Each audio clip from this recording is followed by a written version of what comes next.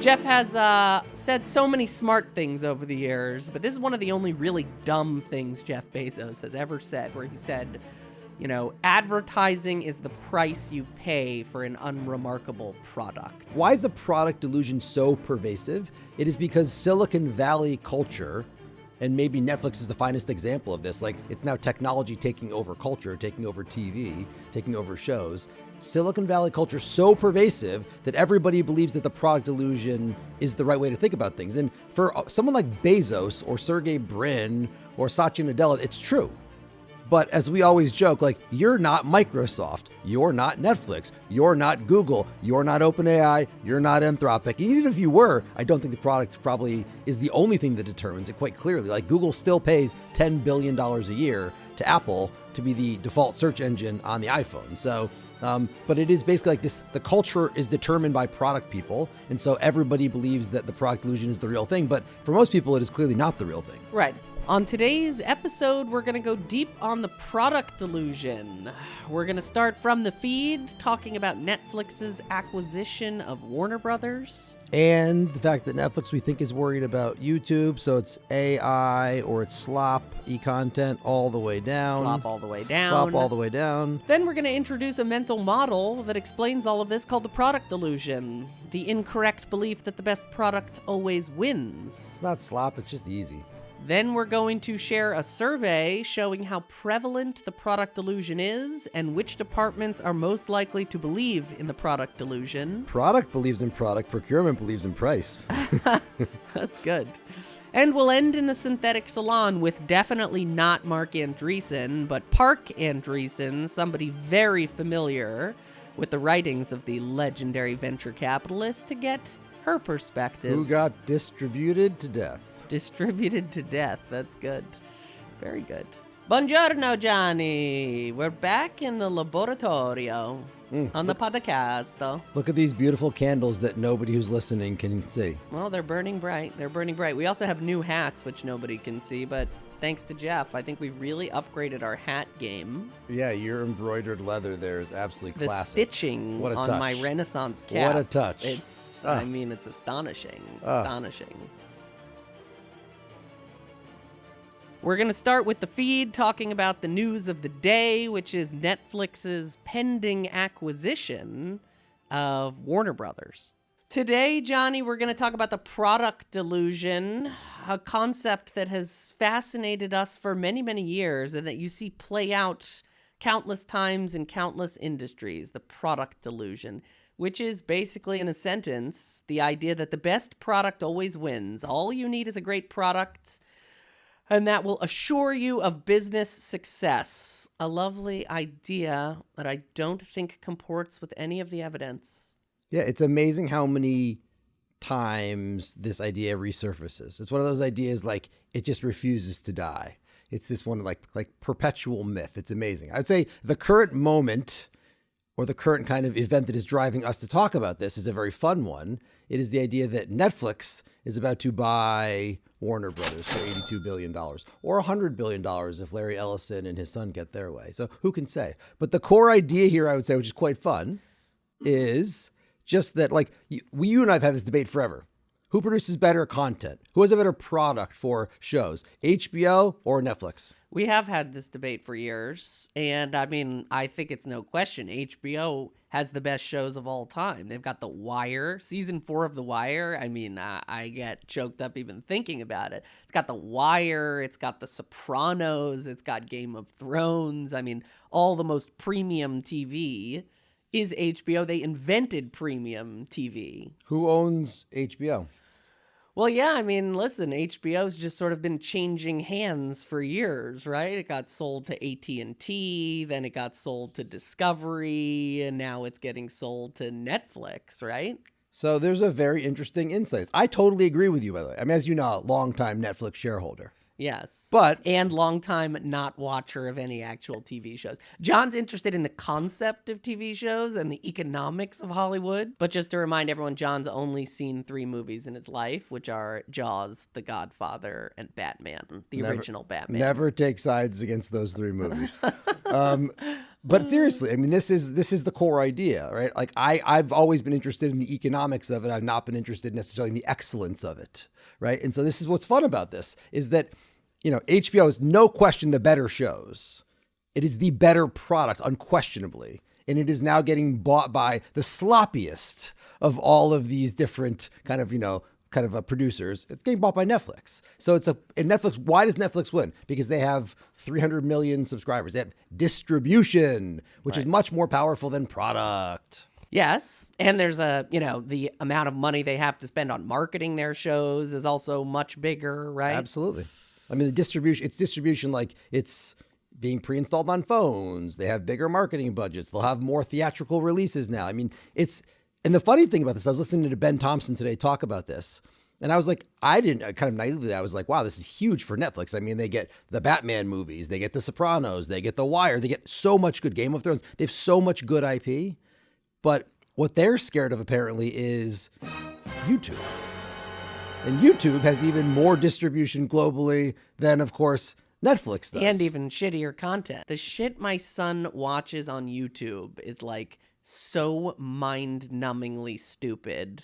Like people tying their shoes, people opening boxes, people playing with boxes. It's so stupid. It's like the only content we're like scared to let him watch because we're like, this is actually making him dumber, Like if only he would take interest in a fine HBO show like The Wire. I mean, he's 4, so I think might be a little advanced for him, but I think he does. James, put out the word. We're back on the streets. We're back on the streets. If he were only which up is, on by those the way, corners, which is, by the way, another selling point. That pandemic. It's another point about distribution. We're back on the streets, distributing our product. It's true. Distribution is a key. I theme completely in The agree with Wire. you. We had to take YouTube away as well from Sadie because it's just like the stuff is so horrible. But the key point here is all of this is like HBO, best product, got beat by Netflix, better distribution, right? Worst product, better distribution.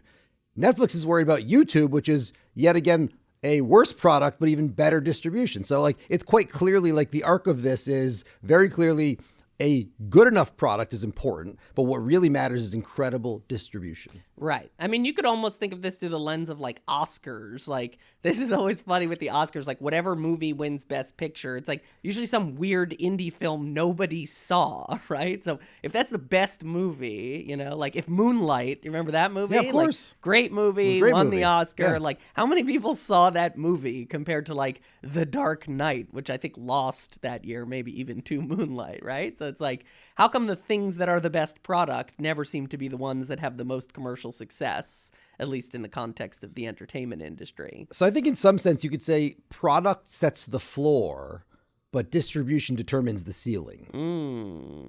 Ooh, shit. You see this now with AI, by the way, if we could talk about that for a moment, right? So it's like everyone's obsessed with who's got the best model, and the stock prices and valuations are all flip-flopping based on who's dropping the newest best model. So it was like Gemini comes out, and like now the word on the street, and if you've played around with Gemini, absolutely brilliant. It's become brilliant. It's a gem. It's a gem. It's a gem in the eye. It's a gem in eye. And now everyone's like, Google's got the best product. Oh, we got to all pile into Google, But it's like, listen, it may be the best product, but first of all, who has the best model is like changing month over month, right? What Google really has is incredible distribution, right? Like wait till they plug Gemini into Gmail and Google Slides. They're already starting to do it, right? Yeah, this is gonna be a super interesting one. The thing that people talk about in Silicon Valley is that the startup must get distribution before the incumbent gets innovation. Right, the incumbent has distribution but does not have innovation. Google, OpenAI has innovation but doesn't yet have distribution. But OpenAI just passed 900 million users, but Google has probably 2.7, 2.8 billion users. I mean, those are order of magnitude the number. So they're really both going to have huge distribution, and now the economics will become important. And I don't know if the economics of AI answers will be as good to Google as they are, from their search business. But on the other hand, they're kind of monetizing AI overviews through their search business. And then you've got all these nerds who are doing all these benchmarking studies and evals and measuring like the minute, or in some cases, like really serious improvements of one model over another. But like, you think everyday people are noticing that, you know, like you think people are auditing, they're putting in the same prompt to Claude, ChatGPT and Gemini and comparing like the relative accuracy? No, like a lot of it is what were they already using? What is the brand they're familiar with? People are more familiar with ChatGPT. It's why you see Anthropic now running a ton of marketing. Yep. And even if Gemini's better, some people have settled into using ChatGPT. They're not going to start switching over to Gemini. It doesn't have all the previous context, right? So the point is there's just a lot at play. Like, it's a huge oversimplification and a very common one to just say whoever has the best model is going to win, whoever has the best show is going to win, whoever makes the best car is going to win. Like, this is just an easy way of seeing the world, but it's not an accurate way of seeing the world. Yeah, I always think about like the next generation. Like, my daughter often now is like, Daddy, can we ask like about penguins? And if you don't know the answer, or I have a question about penguins, and if you don't know the answer, can we ask ChatGPT? Yeah. My son calls it Daddy's work friend. Yeah, exactly. I mean, which is the commodity product. My daughter knows it by its brand name. You know, charge a price premium for the brand name. I thought you were my work friend, John. I guess you're my work husband. I'm the closest thing James knows to ChatGPT. He's like, that guy has encyclopedic knowledge, that work friend of yours. He never shuts up. I'll give you that. So now let's go a little deeper on this mental model of the product delusion. I think we've teed it up a bit, but I think there's a lot more we could say. So again, just to restate, it's the idea that you compete on the basis of product superiority. And if you have the best product, you will definitely win. You know, one funny sort of like quote that I think sums up the product delusion is from Jeff Bezos, previous guest of the show, as you may recall, and our close personal friend. No, that wasn't Jeff Bezos. That was his alter ego, Beth Bezos. I'm sorry, that was Beth Bezos. Right. But Jeff is very famous. Jeff has said so many, we're on a first name basis, as a reminder, because he's a close personal friend. Jeff has said so many smart things over the years. Like, I could probably name 100 smart things he said, but this is one of the only really dumb things Jeff Bezos has ever said, where he said, you know, advertising is the price you pay for an unremarkable product, right? It is not actually. This is very interesting. Like, why is the product delusion so pervasive? It is because Silicon Valley culture, and maybe Netflix is the finest example of this. Like, it's now technology taking over culture, taking over TV, taking over shows. Silicon Valley culture so pervasive that everybody believes that the product delusion is the right way to think about things. And for someone like Bezos or Sergey Brin or Satya Nadella, it's true.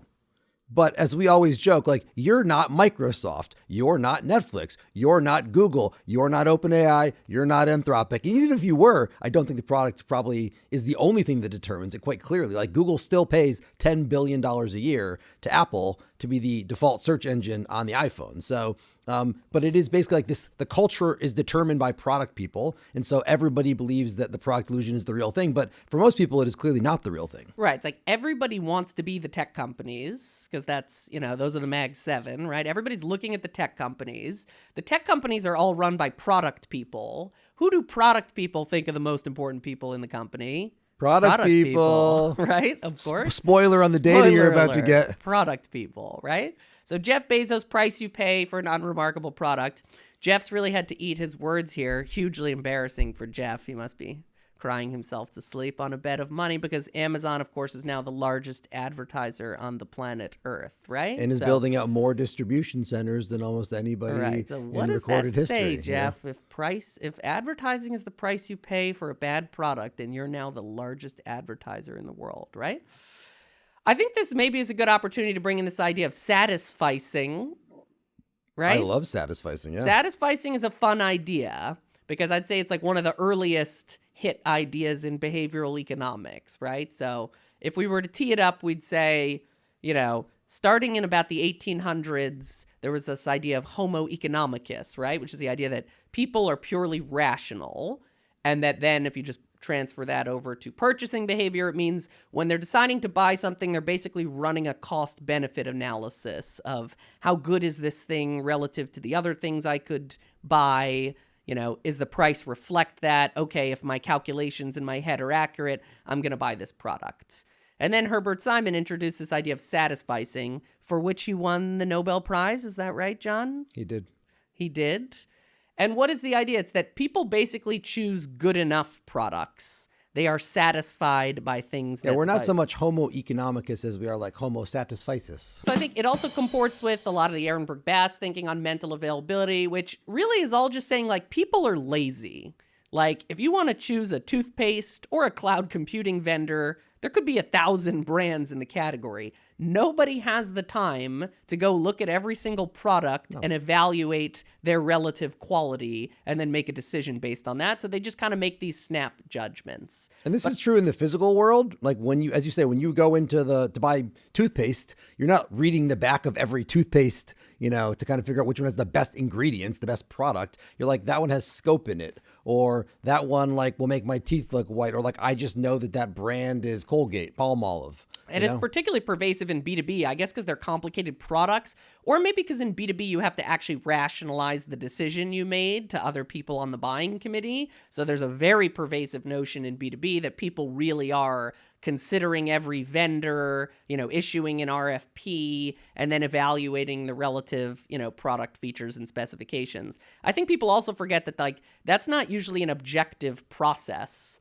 Like, it is heavily influenced by your preconceived notions of, is this a good company or a bad company? You might look at Jimmy's Consulting Shack and Salesforce, and you may find out, here's the product feature of one versus the other, but you're more likely to look at the product in a favorable light for Salesforce because you know the brand, because it's familiar brand is a to shortcut, you, right? It reduces blame, it reduces cost, it reduces risk, it reduces uncertainty. That's what a brand is. It's also, by the way, important to note that if you go into any grocery store, there's all these slotting fees. You pay, like eye level is buy level. You pay for the slotting. So you're not getting the best product. You're getting the product that had the ability to pay for that slot, right? Eye so level is buy level. Yeah, That's hot. yeah. I never heard that before. And the same thing is true on Amazon. You go on Amazon, you search for something, you see an ad, right? Somebody's paying a slotting fee to be the ad. Or Google, you're doing the same thing. But I think satisficing contains this idea you said earlier of product is the floor, not the ceiling. Yeah. Yes, if it's a really shitty product that doesn't work, people are not going to buy it. You have to pass some certain threshold. But the idea that all you need to do is exceed that threshold. And then if you think about how it affects marketing, this is where it's really sad. The marketing department basically gets told, your job is to communicate in excruciating detail all the features of this product and prove rationally that we have the best product. So people think it's almost like an argument with the market, where you're arguing with your customer, you're debating them to prove your product is better than the other product. When in fact, that's not really the game. The game is coming to mind, being mentally available when people are in a buying situation. That's much more likely to get you bought than proving your product is 10% better, right? And I would say AI is accelerating this problem. And the way I would say it's accelerating this problem is people already think their products are deeply differentiated. They're not, right? People don't really differentiate between products, whether it be toothpaste or cloud computing. Right. And AI makes it easier and easier to clone stuff. Yes. And so in some sense, the technology was never differentiated or is increasingly less differentiated. And maybe it's going to become completely undifferentiated. And so in a place where that no longer matters, what matters, things like brand will matter a lot more. Attention, which is just brand, will matter a lot more. So the equilibrium is shifting, I would say, in favor of something we care a lot about, which is marketing, brand. You could even say AI and the creator economy have come up at the same time. And that is maybe not a surprise. As the technology becomes less differentiated, the person becomes more important, right? Commanding attention, being an authority, being a real person matters, And so the creator economy and AI are kind of like twin pillars of this modern world we're living in, where the thing a lot of people try to do is now get attention. Once you have attention, which is brand or distribution, then you can basically build a product and sell into that brand or distribution. Yeah, I think it's a really important point about how AI is affecting the product delusion, right? I think the product moat is shrinking. It was never that deep to begin with because products are really easily copied. Yeah. Actually, software products especially, it's hard to patent those things, right? So you copy someone's product feature, which people do all the time, right? Like Microsoft took a lot of the features in Slack and just put them into Teams, exactly. Right? Great example Very of distribution. easy, right? There was the famous Snapchat, Facebook thing and Instagram thing, right? So it's easy to copy features. And it'll become even easier now that you have AI and you can vibe code a CRM, right? So as that moat gets shallower and shallower, what do you have left? Why are people going to choose, ServiceNow over the vibe coded IT service management software? It's the brand, it's the credibility. That's going to become a bigger and bigger part of it, right? Yeah, I mean, Zuckerberg's a very interesting example of somebody who has consistently copied competitors' features, it copied innovation and given it distribution, right? And so like it's an example yet again where distribution squashes innovation. I mean, it's almost kind of all the way down that kind of idea, and that's becoming even more accentuated. My wife, who is one of the only people listening to our podcast, very consistently, thank you, Alex, I love you. One time she bought a new car, okay? So I remember we were sitting in the car. It was a Mazda. She got a new Mazda. And I was like, Alex, how did you choose to buy this car? Alex made the decision because I don't know how to drive, and Alex does all of the driving. So, that was her decision. I was like, how did you choose this car? And she immediately saw where I was going with this. She was like, Peter, don't give me that shit. It has nothing to do with advertising. It has nothing to do with the zoom, zoom, zoom commercials from Mazda. I just did research on who makes the best car, purely rational. And I was like, okay, got it, Alex. So the top brand on that list, that was this car. And she's like, no, this was like the second or third. The top brand was some weird car brand I'd never even heard of. So obviously we weren't going to buy that, right? So the point is like, even if you see something that tells you the best product is from an unknown brand, the likelihood you choose that product is actually pretty low. You'd rather take a product a little lower down the list that is familiar to you because it's very suspicious. Like if you have the best product and it's so good, how come nobody's heard of it, right? Yeah, it would be unlikely because we make it as much on the social aspect of it, what other people know, what other people say, what other people think, probably even much more, especially in a B2B context where you have procurement involved and you have finance involved and you have your boss involved and you have other people in the buying committee and you don't want to lose your job. So there you're definitely not taking a risk on the unknown car or the unknown code. You're not buying Lovable, you're buying ServiceNow. Mm-hmm. And it's definitely the case. There was a good tweet on this, by the way, which I think just kind of like I want to put into tie back to this creator economy. It said AI has devalued product differentiation. Creator economy has valued distribution over differentiation. There's so much distinctiveness over differentiation. Yeah, distribution. This is distribution over differentiation. That's good. So let's bada bing, bada boom. I think the bada bing, bada boom for me is that the best product rarely wins. The best movies, the Oscar-winning movies, are usually not the most commercially successful. HBO has the best shows. It's getting bought by Netflix. Is Coca-Cola the best brand of Coke? Probably not, but who's even heard of the other brands of Coke? Ultimately, people are lazy. They default to familiar brands. The job of the marketer is to make sure the brand is familiar, not to make sure the product is superior. Yeah, my bada bing, bada boom would be that it's something like what you said, like the best product doesn't win, the best distribution wins. And maybe with AI democratizes technology, and so technology maybe was never the moat. It's definitely not the moat now, and so maybe, and this is particularly relevant to me and to you and what we're doing right now, the moat is now your megaphone, right? It's your ability to get distribution, to get attention, to build a brand. I think that is a very important point. We should start a podcast if that's true. We should. And we should probably wear weird hats so that we get attention. I would love to. Do you know anybody? A purveyor of fine Renaissance hats? I do. I know several. In fact, we have a whole network of hat dealers that we've been working with going back to The Wire, So that is satisficing. That is distribution over differentiation. That is that. Let's move on to our next segment, Million Dollar Data, where we present synthetic research on the topic at hand. So I think what I was very curious to learn with this survey, and I'll be fascinated to know what the findings are, how pervasive is the product delusion at companies? And where is it particularly entrenched within the company? Is that what our survey is about, John? The survey says... Yeah, so we ran a survey. Who took the survey? Just to B2B companies. Just to B2B companies. There are 1,250 synthetic buyers in this survey, 250 each from product, marketing, sales, what we called kind of C-suite, and then IT and procurement. Okay, so we basically got the whole buying committee in a B2B company, and then we're going to see the data split by these companies. And the question we asked was we're what... We're going to see the data split by these functional areas. We will. We'll tease out some of the interesting insights around who believes in product, who does not. The question we asked was, what matters more for winning in your category today? Product superiority, distribution advantages, or it depends. A threshold question around like, is the product good enough, right? And if it's good enough, then, the does it combination of the two, satisfy? Right. If the product's good enough, then distribution matters more, right? So it's like a satisficing idea. So the data, drum roll, please. There is only one function that believes that product is more important than distribution. Can I guess who it's going to be? If you can't guess who it's going to be, we have a real problem. Is it the product department? You wouldn't believe it, Peter, but product thinks that product is really important. Shocking.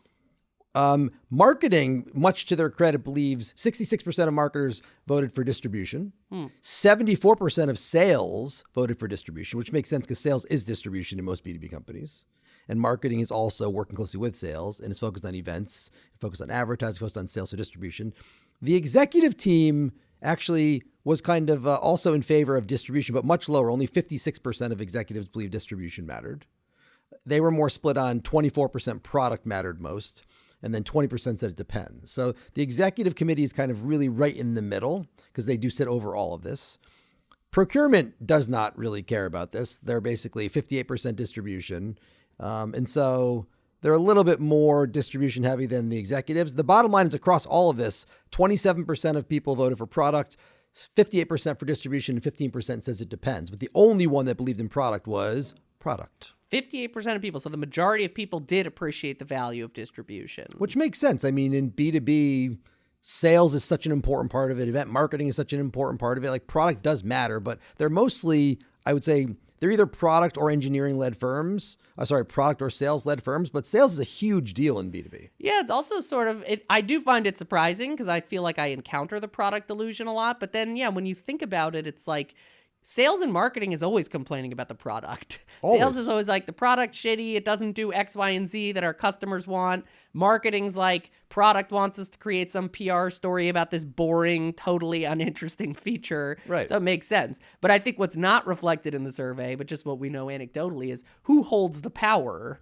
And you sort of got to this point. Like, yes, maybe most people in the company don't think product is the most important person except for the product people. But who runs the company? The product people, right? Most of these companies, in B2B especially, companies tend to be product-led or sales-led. They are almost never marketing-led. Versus B2C companies, right? Like Coca-Cola, the marketing-led firm. The CMO becomes the CEO, right? I would question whether or not there's ever been a B2B company in history where the CMO became the CEO. If somebody knows, would love to hear all about them. Yeah, they're definitely few and far between. It happens. I mean, Beth Comstock at one point at GE she was CMO, and then she became the head of I want to say it was the lighting business. So like it happens, but it's very rare because in B2B, as we know, the CMOs are typically really dealing more with comms. They're not really dealing with product. They're not dealing with sales as much. They're not dealing with distribution as much. So it just tends to be the way that it is. Well, that's fun too, right? Because in classical marketing, product is one of the 4 Ps, right? You've got product, placement, price, and promotion. And in that model, you can understand how a company would appreciate that product is just one of many things that you need to do to successfully go to market, right? So at Coca-Cola, where product maybe rolls up into marketing, you can see how they would take a more balanced view. But in modern world, all of the P's have been stolen from the marketing department. Now there's a pricing department. Now there's a product department. And then the balance of power has shifted to a department, product, that can monomaniacally insist that is the most important thing in the company. There's also an interesting insight in this around procurement. What is it? Procurement, going back to it, they do not believe that there is a best product. Right? The people who are ultimately determining whether to buy your product or pay for your product, they are under no illusion that there's a best product. There's a product that got to them. And there's a product that needs to be probably safe and compliant, but it doesn't need to be best. And how about price, right? What does the procurement department Right. care about? Number one thing they care about is price, not product. They might be willing to take a 10% shittier product if it's 50% cheaper. They're the only people who really have to think about that. So, I mean, in some sense, like in B2B, product is definitely not what matters as much. Maybe in the consumer world, product matters more, and B2B does not matter nearly as much. Procurement doesn't care, sales doesn't believe it, marketing doesn't believe it. I mean, it's just not how it works. Is there any qual from the survey? I mean, some of the kind of qual insights were that the best product basically disappears also the more regulated you get. Like in the regulated world, as I said, they care about compliance, they care about safety. Those are not the best features. The most innovative features are probably not safe and probably not compliant. And so in some sense, like that all melts away in the B2B world. Right. I mean, actually, I think you see this with ChatGPT. I'm always amazed by this. We talk to all these gigantic companies, and a lot of them cannot use ChatGPT, right? Because it's not compliant with whatever their IT security systems are, right? So even if that's the best product, and that's an open question, an open AI question, they can't actually use it, right? They can't always buy the best product because it may not meet some other specification outside of being the best product. It's basically only when the product becomes commodified can it even get through procurement. Like now that all the models are really good and they're all commodified and they've seeped into culture a bit, now they can get through procurement. Now they can be adopted. But when they're novel and innovative, when they are actually the best version of it, like what ChatGPT was the new novel, best thing, it couldn't get through. Now it can because it's no longer maybe the best product. It's one of the products. Yeah, it's very interesting. It's like the best product might get the most attention in some cases, but that doesn't mean it's the one that's going to get bought because there's a lot of other things at play. Yeah, it's like another way to put it is maybe like product matters first. Obviously, you got to have a product, but maybe distribution matters most. Okay, let's step into our Synthetic Salon. We have one of the most coveted podcast guests that you can possibly get, which is definitely not Mark Andreessen, because if it was Mark Andreessen, we could find ourselves in some sort of copyright dispute. But I believe we have someone named Park Andreessen, who is a huge fan of Mark Andreessen's and familiar with everything he's said and written on the topic of product. And we're delighted to welcome her to the show. Parker, we're delighted to welcome you to the show. How are you today? Well, thank you for having me. I'm doing great and happy to be here in the Synthetic Salon. So let's chat about how distribution really ends up as the heavyweight champion over pure product superiority. Great. I have a question for you. So people talk a lot about the best product, and obviously that's a big Silicon Valley idea, and you're a big Silicon Valley insider. But tell me, if the best product wins, why do defaults like Google search being installed on Apple, why do they matter so much? Why do they seem to dominate if the product is supposed to be the most important thing? That's a great question. And here's the thing. Even in Silicon Valley, distribution is the not so secret ingredient. Defaults, like Google search on Apple devices, matter because they shape user behavior. People stick to what's right in front of them. In other words, the best product isn't just about features. It's about being the easiest choice, and that's why defaults and distribution so often win the day. Follow-up question for you. In the world of AI, do you think that the product edge that any company would have, like an OpenAI, that's becoming longer or becoming shorter? In the world of AI, that product edge is definitely getting shorter. The reason is simple. AI capabilities are rapidly commoditizing. Everyone can quickly replicate features, and what used to be a unique edge becomes stable stakes faster than ever. So it's not just about having the best AI, it's about how you distribute it and integrate it into people's workflows so that it becomes the default. So Mark Andreessen obviously encountered this himself in the early part of his career, right? He was this genius prodigy engineer that developed Mosaic, then Netscape. What happened there? I mean, Netscape sounds like it was the best product. Is that the one that won the browser wars? Exactly. And that's a perfect real-world lesson. Mark Andreessen was indeed the prodigy behind Netscape, which was a fantastic product at the time.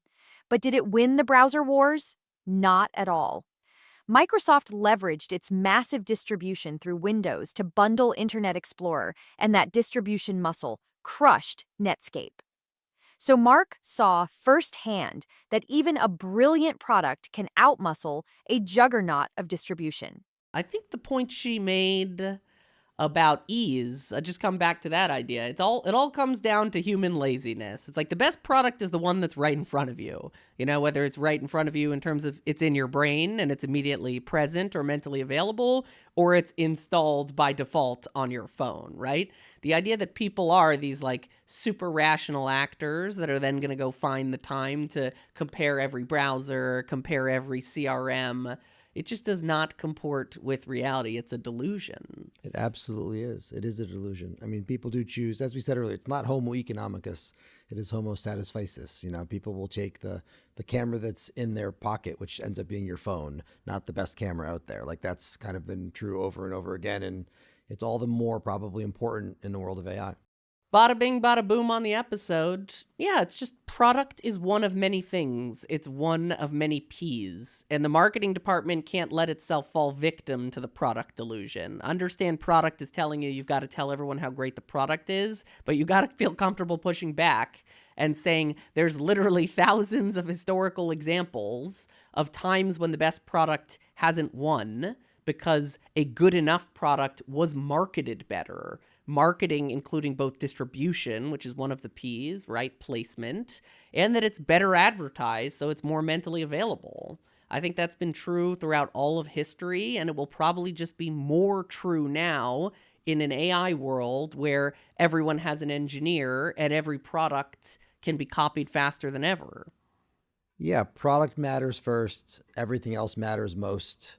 And it is about not your product, but your customer, what your customer needs are, mental availability, talking about the customer needs. And then it's finding ways to distribute physical availability, distribute the product. So it becomes, as you say, easy to choose, easy to mind, easy to find, easy to choose, easy to remember, installed by default. I mean, it's the classic playbook around distribution. And, you know, given the choice between product and distribution, I think I would choose distribution 100 times.